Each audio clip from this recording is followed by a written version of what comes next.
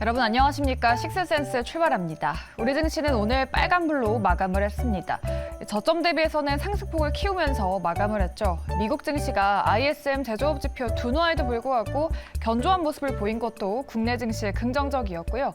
코스피와 코스닥은 나란히 강보합권으로 마감을 지었습니다. 오늘은 일부 리튬 관련주가 시세를 냈고 제약바이오주가 오늘 코스닥을 주도하는 모습이었습니다. 저희가 잠시 뒤에는 2차 전지 순환매 안에서 잡아볼 섹터와 함께 제약바이오가 상승을 이어갈지에 대해서 자세한 이야기 나눠보도록 하겠습니다. 오늘 화요일은 두 분과 함께하도록 하죠. 펀스탁 이주호 본부장 그리고 하이투자증권 이화진 과장입니다. 두 분 안녕하십니까? 네, 두 분과 이 4월장을 든든하게 준비하기 위해서 저희가 주제를 뽑아왔는데요. 화면 통해서 세 가지 주제 만나보시죠. 네, 먼저 앞서 말씀드린 2차 전지의 순환매 안에서 잡아볼 섹터, 그리고 제약바이오가 주도주로 떠오를지에 대해서도 알아보도록 하고요. 또 IRA에 수혜주지만 소외되어 있었던 태양광 섹터도 짚어드리도록 하죠. 네, 일단 2차 전지는 여전히 주도주인 건 사실인 것 같고요. 그 안에서 이제 순환매가 돌고 있습니다. 이제는 동박인가 분리막인가에 대한 질문 먼저 여쭤보도록 하겠습니다. 우리 과장님은 어제 뭐 2차 전지 말고라는 주제로 짚어봤었는데 네. 동박 분리막으로 갑니까? 예스입니까? 노입니까? 이게 어제도 뭐 이구 산업 얘기를 했었던 거고, 이제 이런 2차 전지 관련해서는 이제 양극재 갔다가 음극재 갔다가 실리콘 음극재 갔다가 이제 동박 분리막까지 이제 갔다는 거는 이제 마지막에 장비까지 갔죠. CIS, PNT까지.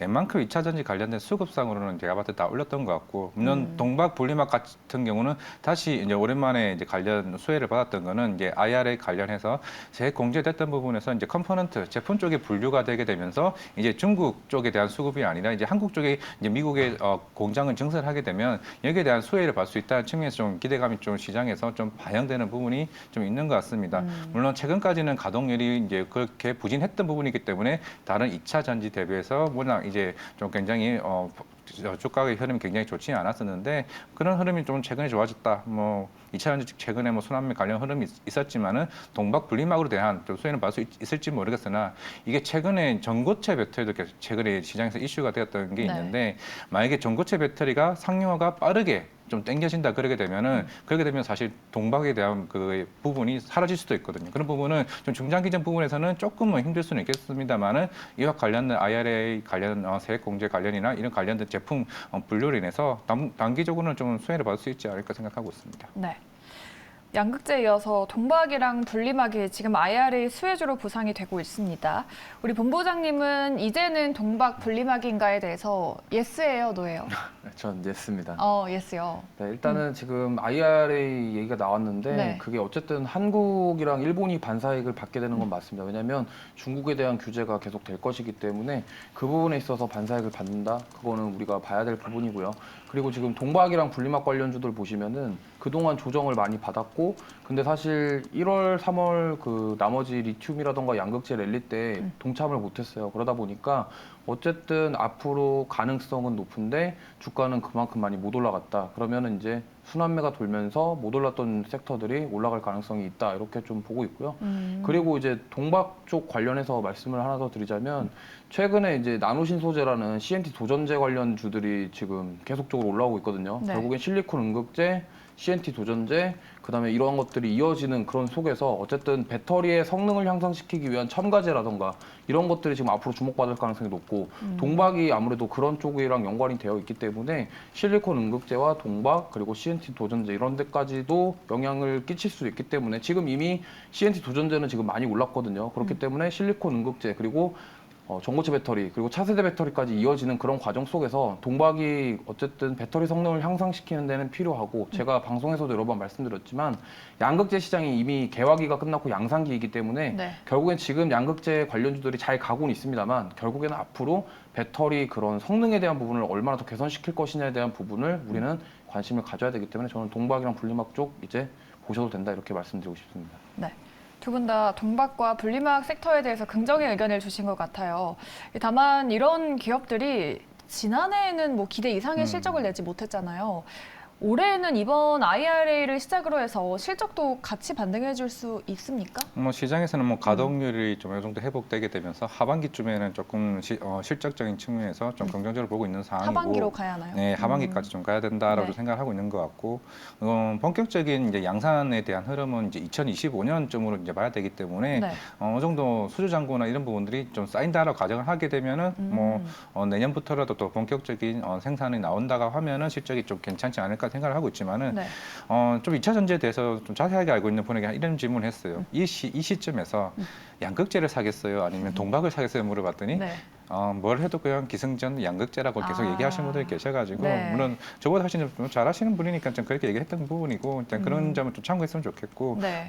그런 것 같아요. 일단 그래도 장비주들이 오히려 더 낫지 않을까 또 얘기를 하는 부분이 있기 때문에 뭐 CIS 같은 경우도 북미 쪽에 대한 수주 잔고가 그동안 꾸준히 쌓였던 만큼 이제는 매출이 인식되는 흐름이 뭐 내년부터 내후년까지 본격적으로 나올 것으로 보고 있기 때문에 장비주도 또 나쁘지 않다라고 생각하는 것 같습니다. 네. 동박과 분리막에 대한 기대감이 있어도 뭐 아무래도 기승전 양극재다 아니면 뭐 장비주가 낫다라고 말씀을 하시는데 본부장님은 2차 전지 업종 안에서 보자면은 탑픽으로 꼽으실 만한 섹터는 어느 쪽으로 보세요? 역시 기승전 네, 양극재입니까? 양극재가 맞는데 아, 지금 뭐 네. LNF, 에코프로 무조건 사야 된다 뭐 이런 말들이 너무 많아서 네. 지금 계속 가니까 사실 그럴 수밖에 없는데 저는 그럼에도 좀 보수적으로 접근하자고 한다면 양극재 쪽을요? 양극재로 봐야 되지만 너무 네. 많이 올라서 어. 그래서 좀 안 오른 쪽을 보는 게 맞지 않겠냐 좀 이렇게 생각하고 있습니다. 네. 안 오른 쪽이 그러면 동박 분리막으로 보시는 거예요? 네, 저는 동박 쪽 보고 있는데 한 종목 말씀드리면 SKC라는 종목 보고 아. 있어요. 근데 이제 SKC가 동박 사업을 하고 있는데 네. SKC가 글라스 기판이라고 해서 이제 차세대 기판이죠. PCB 뒤를 이을 글라스 기판 사업도 하고 있기 때문에 반도체랑 2차 전지랑 같이 엮어서 보면 좋다고 보고 있기 때문에 저는 SKC 한번 관심을 가지고 보셨으면 좋겠습니다. 네, 좋습니다. 종목 힌트까지 나눠드렸습니다. 동박 쪽 봐도 괜찮을 것 같다라고 말씀해 주시면서 SKC에 대한 이야기 말씀드려봤습니다. 이 IRA의 빛을 보는 섹터가 2차 전지 말고도 태양광이 있죠. 저희가 다음 주제로 한번 다뤄보도록 하겠습니다. 그동안 2차 전지에 가려져서 상대적으로 소외됐던 신재생 에너지 기업들이 조금씩 빛을 봐주고 있습니다. 찾아보니까 IRA에서의 수혜가 2차 전지의 사업보다 태양광 쪽에서 조금 더 두드러지게 나타난다라고 하는데요. 이 태양광 관련주가 사실은 주가 흐름이 2차 전지에 비해 조금 초라한 수준이지 않습니까? 네. 네. 2차 전지를 조금 따라갈 만한 그런 주가 퍼포먼스를 좀 낼 수 있을까요? 일단 지금 단기간에 어떤 따라간다 이건 좀 어렵고요. 네. 사실상 2차 전지 같은 경우는 지금 숫자로 나오는 부분들이 있기 때문에 지금 양극재 관련주들이 그렇게 올라갈 수 있는 이유는 제가 방송에서도 여러 번 말씀드렸지만 그 판가, 그러니까 원가를 판가에다가 전이할 수 있는 수익 구조 때문에 그렇거든요. 어쨌든 수익성에 대한 부분이 계속 주목되면서 올라가는 부분이 있는데 지금 태양광이라던가 풍력, 신재생 에너지 쪽은 아직 그 인프라 구축이 덜 됐습니다. 그러다 네. 보니까 이게 빛을 발하기 위해서는 시간이 걸린다라는 거죠. 그렇다 하면 지금 태양광 관련주들이 못 가는 이유는 아무래도 보여지는 실적이 눈에 띄게 향상되는 부분들이 없기 때문에 그럼 앞으로 미래 산업에 대한 부분은 기대감은 있습니다. 근데 하지만 숫자로 보여지는 부분이 없기 때문에 다소 늦는 경향이 있습니다만 향후 몇 년 뒤에는 그거를 어떻게 뛰어넘을지는 아무도 알 수 없겠지만 그래서 미래를 본다면 저는 태양광 에너지도 계속 주목해서 보셔야 된다. 좀 이렇게 말씀드리고 싶습니다. 네. 태양광은 조금은 중장기적으로 봐야 된다라고 말씀하신 것 같아요. 과장님은 어떻게 보실까요? 좀 2차 전지주랑 분위기가 많이 대조가 되는데 태양광 섹터 앞으로 뭐 빛을 발할 수 있을까요? 작년에는 러시아 우크라이나 사태도 그렇고 네. 지금의 2차 전지 분위기가 작년에 신재생 에너지 분위기처럼 이제 그동안 뭐 천연가스에 대한 대체제로 뭐 신재생 에너지가 계속 나왔고 미국도 비비 법안 통과 얘기가 나오게 되면서 작년 8월쯤에 그 이제 강한 상승 흐름이 일단 나왔었죠. 그리고 최근에 이제 퍼스트 솔라 같은 경우도 가이던스 상향을 했습니다. 그만큼 미국 시장 같은 경우는 이미 태양광에 대한 시세 자체나 실제로 구글이나 이제 아마존이나 이제 테슬라와 같은 실제 기업들은 이제 아리백에 대한 흐름을 따라서 대부분 태양광 모듈을 다 설치한 상태입니다. 하나솔루션 같은 경우도 주거용 상업용 쪽으로 일단 미국 시장에서 1위를 차지하고 있고 대략 한 25% 정도 점유율을 차지하고 있는 만큼 네.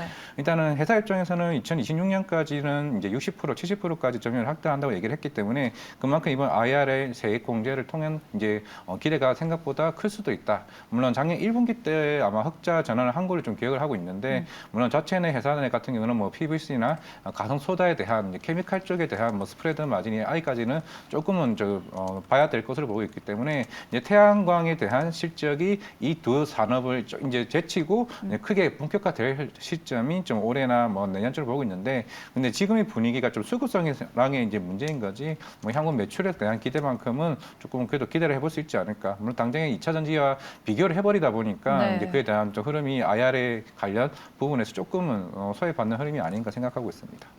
네. 향후 실적에 대한 부분도 주가에 대한 부분도 긍정적으로 말씀을 하신 것 같아요. 그렇다면은 뭐 종목을 지금 봐도 되는지 어떤 종목을 봐야 되는지 사실 OCI를 제외하면은 뭐 하나솔루션이나 현대에너지솔루션은 올해 좀 시장 수익률을 하회하고 있는 상황이거든요. 네. 어느 종목을 좀 봐야 될까요? 저는 뭐 OCI 같은 경우는 너무 무겁다 보니까 좀 시원하게 화끈한 네. 것 좀 찾으신다고 한다면 아무래도 현대에너지솔루션이나 이제 제가 방송에서 말씀드렸던 대명에너지 그때 한번 말씀드렸었죠. 네. 예스 한번 말씀드렸는데 지금 꾸준하게 상승해주고 있거든요. 그래서 어쨌든 풍력이든 태양광이든 그런 시설에 대한 관련주는 저희가 꾸준히 보셔야 되겠고요. 앞으로 뭐 산업에 대한 부분, 뭐 2030년 이후에 뭐 시장 규모가 커진다 이런 부분들은 지금 어느 정도 먼 얘기이기 때문에 그거를 뭐 지금 당장에 이게 주가에 반영된다 이거는 기대하기 어렵고요. 그렇다 하면 그 앞으로의 산업에 대해서 시설 투자를 한다거나 어떤 인프라를 구축할 수 있는 그런 기업들이 우리가 봐야 되는 기업이다. 좀 이렇게 말씀드릴 수 있겠습니다. 네. 조금 가벼운 종목을 찾으신다면 대명에너지 아니면 현대에너지솔루션 네. 쪽을 보자라고 말씀해 주셨습니다. 과장님도 태양광 섹터를 본다면 지금 잡아볼 종목이 있는지 어떤 쪽을 좀 보십니까? 저는 그것도 하나 솔루션을 생각하고 있는 게 물론 작년쯤에는 이제 폴리실리콘 가격이 급등하다 보니까 네. 하나 솔루션 입장에서는 이제 어떻게 보면 폴리실리콘을 가지고 오고 이렇게 대한 부분이 어느 정도 마진에 대한 부분도 있었는데 이게 미국 회사 폴리실리콘을 인수를 했습니다 작년에. 그렇게 되면서 그런 어느 정도 수직 계열화에 대한 부분에서도 조금 향후에 점유율에 대한 우위에 있다는 측면에서는 제가 중장기적으로 갔을 때는 지금은 조금 주가의 흐름이 그렇게 좀 좋은 편은 아니긴 하지만은 향후 좀 크게 이끌어갈 수 있는 좀 대장주가 되지 않을까 생각하고 있습니다. 네. 태양광 업종 안에서는 하나솔루션의 매력도가 가장 높다라고 말씀해 주셨습니다.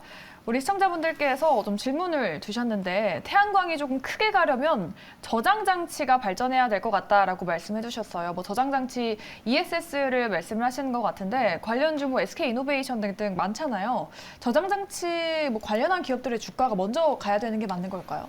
글쎄요, 제가 저장 장치에 대한 관련주들은 잘 몰라서 혹시 본부장님 다 아시는 건가요? 본부장님 좀 아십니까? 네, 저는 ESS 관련주 효성중공업이 좀 대장격이라고 보고 있는데 네. 그게 대용량 에너지 저장 장치 결국에는 그 테슬라에서 하고 있는 그 메가팩 사업과 우리나라에서 연결 지을 수 있는 부분이 우리가 어떻게 되냐에 대한 부분인데 효성중공업이 얼마 전에 그 테슬라 그 투자데이 할 때 이제 잠깐 급등을 나왔었어요. 그러고 나서 지금 조정을 받았는데 다시 또 올라오는 모습 나오고 있거든요. 어쨌든 ESS 대용량 저장 장치를 하고 있는 사업 그리고 효성중공업 말고도 여러 가지 기업이 있습니다만 어쨌든 저는 효성중공업이 좀 ESS 쪽으로 좋게 보고 있고 결국에는 ESS 산업과 신재생 에너지 사업과 폐배터리 사업이 연결 지어서 결국에는 그런 에너지 저장 장치를 나중에 차량용 배터리라던가 이런 그런 차세대 배터리라던가 이런 데까지 에너지를 활용할 수 있는 그런 기술이 연계되어 있기 때문에 역시나 친환경 에너지 뭐 태양광 풍력도 보시면서 ESS 폐배터리까지도 같이 봐야 되는 게 저는 맞다 이렇게 좀 생각하고 있습니다. 네, 알겠습니다. 종목까지 또 자세하게 말씀을 해주셨고요. 우리 또 데니님께서는 태양광의 수혜가 좋다라고 알고 있지만 근데 풍력을 사야 하나 아니면 원전을 담아볼까요? 라고 또 질문을 주세요. 뭐 사실 신재생 안에서 본다면 최근에 원전주가 가장 주가 퍼포먼스가 좋았잖아요.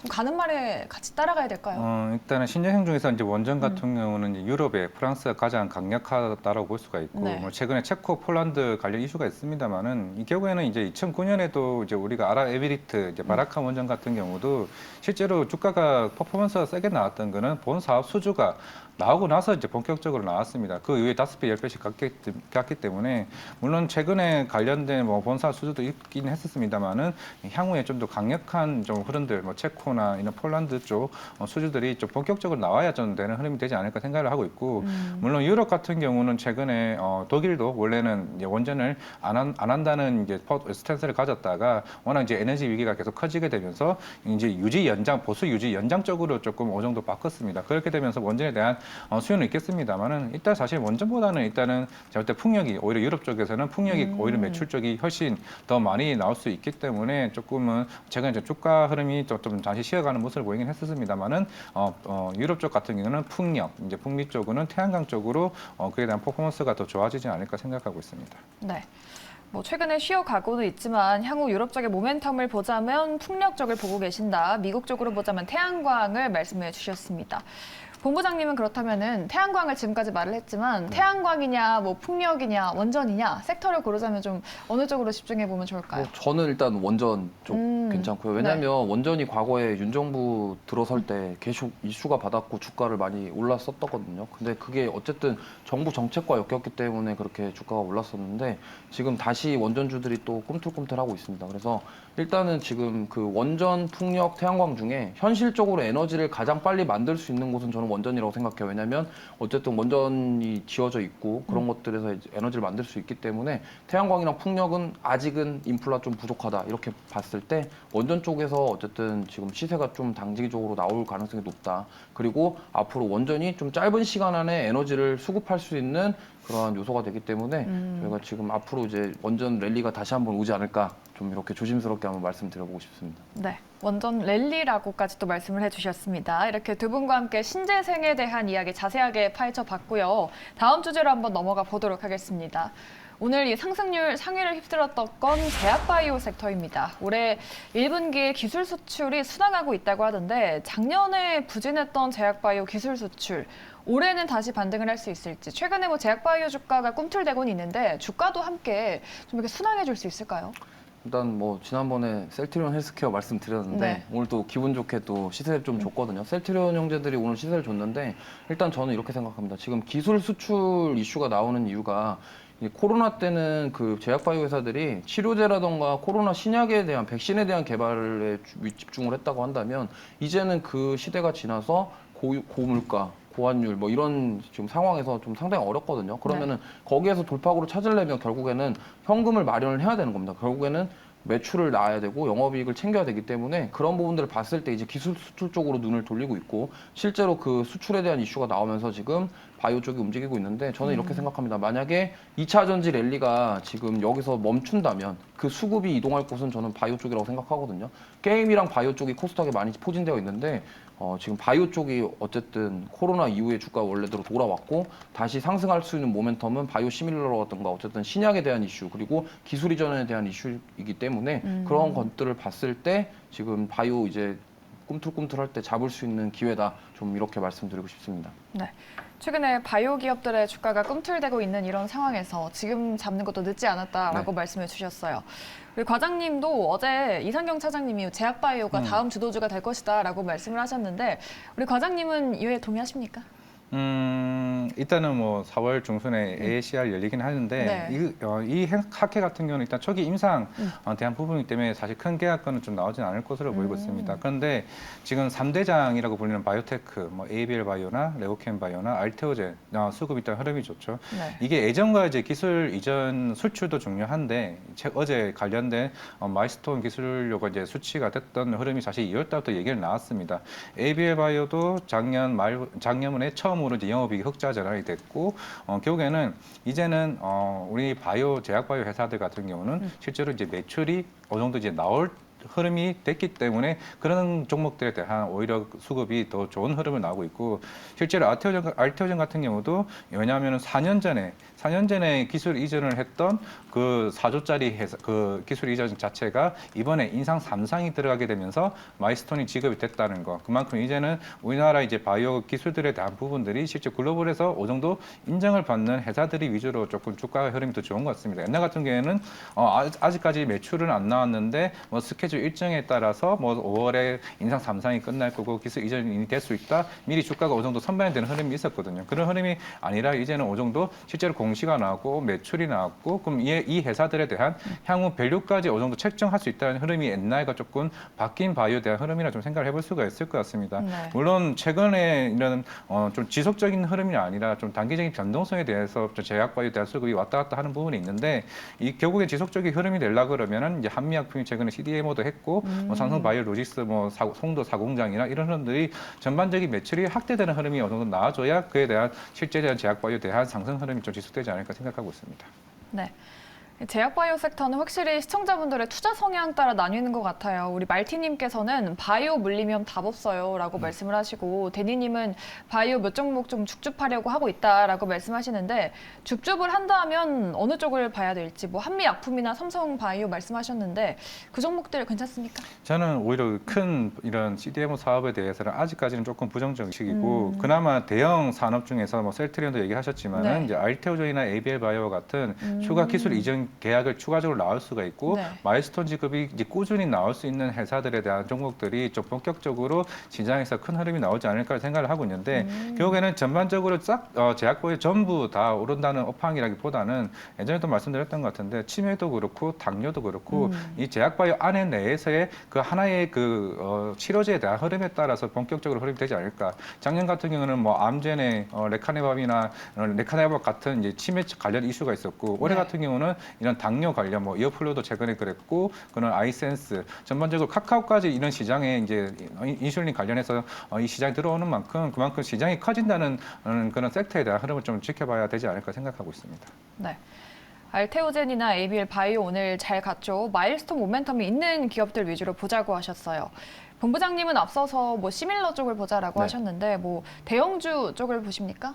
뭐 역시나 시밀러 대형주 쪽 봐야 된다고 생각하고요. 저는 뭐 생각은 변함없습니다. 일단 셀트리온 쪽 좋고요. 네. 저는 CMO 쪽 보면은 역시 우리나라 대장격인 삼성바이오로직스가 지금 그쪽으로 봐야 되고 일단은 그 기술 이전이나 이런 것들을 지금 다 좋은데 어쨌든 지금 매출로 나올 수 있는 게 필요해요. 왜냐하면 코로나 때 어쨌든 뭐 바이오주들이 대부분 코로나 백신 치료제 이런 것들에 너무 집중을 했기 때문에 이제 앞으로는 돈을 좀 챙기고 이런 것들에 대해서 저는 준비할 거라고 생각을 하고 있거든요. 그러다 보니까 이제 CMO 쪽으로 보시거나 아니면 바이오시밀 쪽으로 보시는 게 좋다. 좀 이렇게 말씀드리고 싶습니다. 네, 좋습니다. 이렇게 바이오 섹터에 대해서까지 정말 자세한 두 분의 이야기 들어봤고요. 저희 종목 분석도 들어보도록 하겠습니다. 오늘은 어떤 특징주가 올라왔는지 화면 통해서 종목들 만나보시죠. 네, 오늘 교환사채 발행 이슈로 올라왔던 SK하이닉스 그리고 하나에어로스페이스와 인터로조까지 체크를 해보도록 하죠. SK하이닉스 교환사채 발행 이슈 오늘 하루 종일 들으셨을 텐데요. 유동성 리스크를 잠재우기 위한 거라고 하던데 시장에서는 재무 건전성에 대한 우려가 부각되면서 주가는 하락했습니다. 어떻게 해석해야 될지 두 분의 의견 들어보도록 하죠. SK하이닉스에 대해서는 걱정 없다.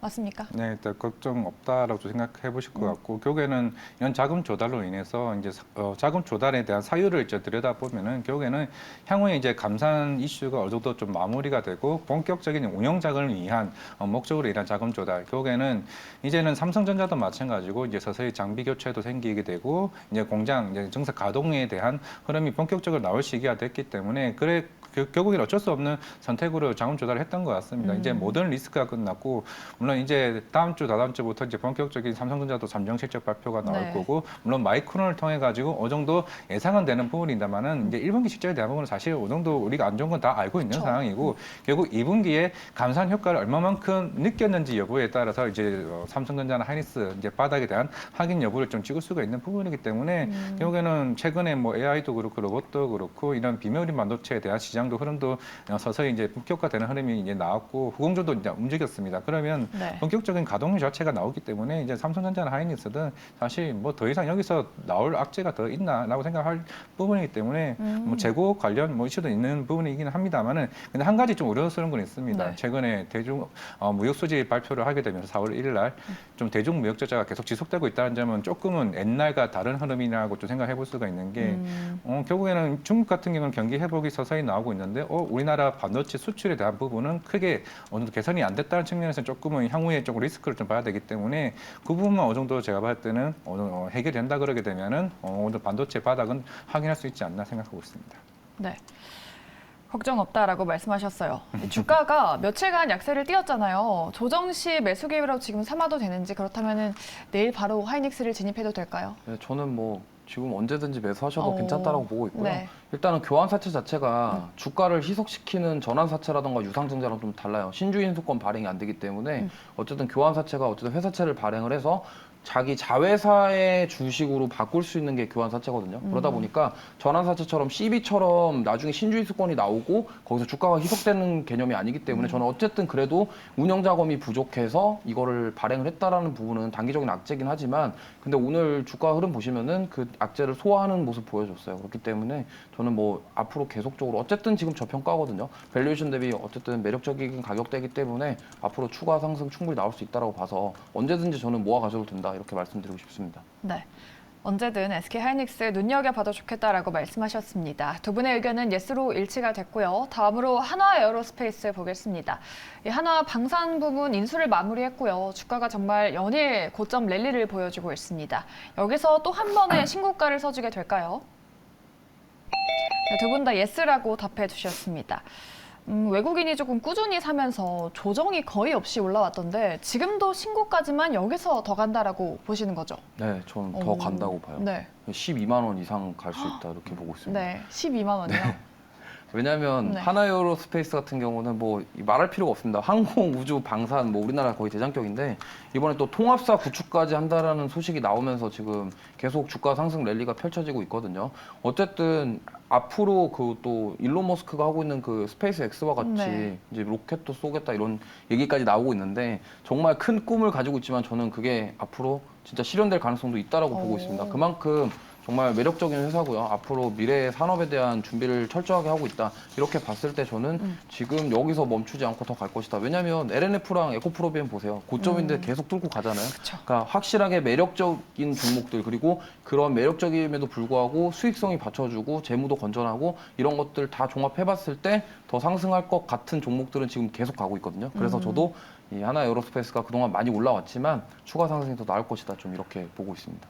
네, 좋습니다. 하나에어로스페이스 12만 원도 갈 수 있다고 말씀을 하셨어요. 우리 대리님께서는 뭐 하나에어로를 살까요? 아니면 시스템을 담을까요? 라고 또 질문을 주셨는데 네. 과장님께서 어떻게 대답을 해주시겠어요? 어느 거를 더 든다고요? 하나에어로 대 하나시스템 어떤 하나 걸 시스템, 보시겠어요? 하나 네. 에어로를 담겠습니다. 아, 네. 이유가 뭘까요? 네, 일단은 뭐 지금 하나 에어로스페이스 같은 경우는 이제 물론 선박도 그거 방산도 얘기해줬고 최근에 대우조선해양까지 등단해 있기 때문에 대우조선해양이 가장 이제 특수선을 이제 하고 있는 게 잠수정인데 여기 잠수정에 들어가는 무기 체계나 이런 방산 관련 이슈도 같이 시너지를 느낄 수 있는 게 결국 하나 에어로스페이스라 좀 생각을 하고 있거든요.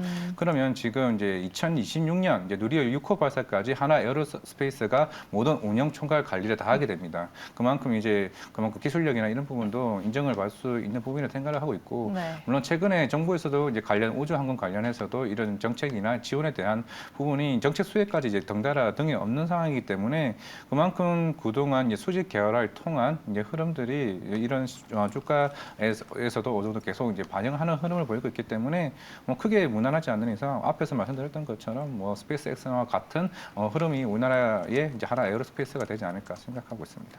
네, 하나 에어로스페이스에 대한 두 분의 의견은 강력 예스로 일치가 됐습니다. 참고해 보시고요. 마지막은 인터로조 보도록 하겠습니다. 이 3세대 렌즈가 미국 임상시험을 통과해서 이제 미국에서 판매할 거라고 하죠. 오늘 10%가량의 장대 양봉을 보여줬는데요. 이 시장도 넓히고 주가 상단도 높여줄 수 있을까요? 네, 두 분 다 마지막까지도 예스를 주셨습니다. 제가 렌즈를 일회용으로 매일 쓰고 있어가지고 과장님께 제가 쓰고 있는 렌즈를 보여드렸더니 인터로조 거다 또라고 말씀하셨어요. 제가 렌즈를 살 생각만 하고 기업을 살 생각은 못했네요. 네, 맞아요. 이게 클라렌 브랜드를 이제 운영하고 있는 회사라고 보시면 될 것 같고, 물론 지금 이제 하이드로겐 렌즈가 비중이 70%, 80%고, 네. 실리콘 하이드로겐 렌즈가 한 20% 정도 비중이긴 합니다. 근데 이게 2년 전에 이제 기술이 개발이 되고, 이제 유럽 시장부터 일단 뚫기 시작을 했습니다. 이제 유럽 시장에 대한 매출이 서서히 이제 올라오고 있고, 이제는 가장 중요한 올해 말이나 내년쯤에 이제 FDA 승인이 날 줄 알았는데 생각보다 굉장히 좀 빨리 났습니다. 지금 3월인데 생각보다 일 시기면은 아마 연말이나 내년 초 되면은 실제로 품목화가 떨어지고 실제로 제품까지 판매할 수 있는 상황까지 오게 되면은 가장 큰 시장이 이제 북미 시장입니다. 그만큼 실리콘 하이드로 렌즈는 가격도 비싸고 그만큼 우리가 렌즈를 꼈을 때 이제 뻑뻑함이나 이런 건조감이 아예 없는 제품이기 때문에 실제로 네. 북미 시장에서는 80% 이상이 실리콘 하이드로겔 렌즈를 쓰고 있습니다. 그럼 지금 매출의 20%가 이제 실리콘이면은 향후에 이게 하이드로겐과 이제 비중이 확 바뀔 수가 있다는 측면에서는 그만큼 고성장이 가능하다라 볼 수가 있죠. 이제 일본이나 중국만 남았습니다. 중국에서만 이제 제품 승인이 나오게 되면은 이제 더 두 번째, 세 번째로 큰 시장으로 들어가는 부분이기 때문에 아직도 갈 길이 멀다라고 감안을 했을 때 뭐 인터로저는 굉장히 긍정적이라고 볼 수가 있고 물론 미국의 뭐 존슨앤존슨이나 뭐 쿠퍼 비전과 같은 좀 경쟁력 있는 회사와 해야 되는 부분이긴 하지만은 일단 가격 경쟁력에서는 오히려 좀 우위에 있는 부분이 아닐까 생각을 하고 있기 때문에 한번 침투해도 충분히 나쁘지 않을까 생각하고 있습니다. 네. 뻑뻑하지 않은 촉촉한 렌즈 한국에서 좀 출시가 된다면 저도 좀 써보고 싶습니다. 그렇다면은 렌즈도 사고 인터로조 기업 주식도 사면 되겠습니까? 네, 저는 지금 사도 좋은데 어. 일단 좀 단기간에 좀 많이 올라와서 좀 사도 좋은데 어쨌든 비중을 좀 조절하셔가지고 분할 매수로 접근하시는 게 좋고 단기 차익 매물이 나올 수 있다라는 점을 주의하셨으면 좋겠고 일단 그 콘택트 렌즈 시장 자체가 미국이 우리나라 17배가 넘는다고 합니다. 그렇기 때문에 시장 규모 자체가 너무 크기 때문에 이게 만약에 이번에 실리콘 렌즈가 FDA 승인 받고 진짜로 출시를 하게 돼서 팔리게 된다고 한다면 네. 어쨌든 우리나라보다 거기 시장 자체가 너무 크기 때문에 그게 주가에 반영될 수밖에 없다라고 저는 생각하고 있거든요. 그러다 보니까 지금 상황에서 이러한 주가보다는 훨씬 더 올라갈 수 있다. 좀 이렇게 보고 있습니다. 그래서 뭐 어쨌든 내년에 출시가 돼서 미국에서 얼마나 팔릴지나 이런 것들에 대해서 봐야겠지만 어쨌든 시장 자체가 규모가 너무 크기 때문에 이거를 무시할 수가 없는 그런 거죠. 그렇기 때문에 우리가 지금이라도 이거를 담아야 되나 이렇게 고민하고 계신다면 뭐 한 번에 너무 많이 사시기보다는 어쨌든 오늘 많이 올랐기 때문에 좀 단기 차익 매물이 나올 수도 있다라는 점을 염두해 두시고 매수 관점으로 좀 분할 매수로 접근하시는 게 좋겠다. 좀 이렇게 말씀드리고 싶습니다. 알겠습니다. 이렇게 두 분은 오늘 특징주 세 종목들 다 예스를 두셨어요. 오늘의 예스맨 두 분과 함께 했고요. 이화진 과장, 이주호 본부장 여기서 보내드리도록 하죠. 두 분 오늘 말씀 고맙습니다.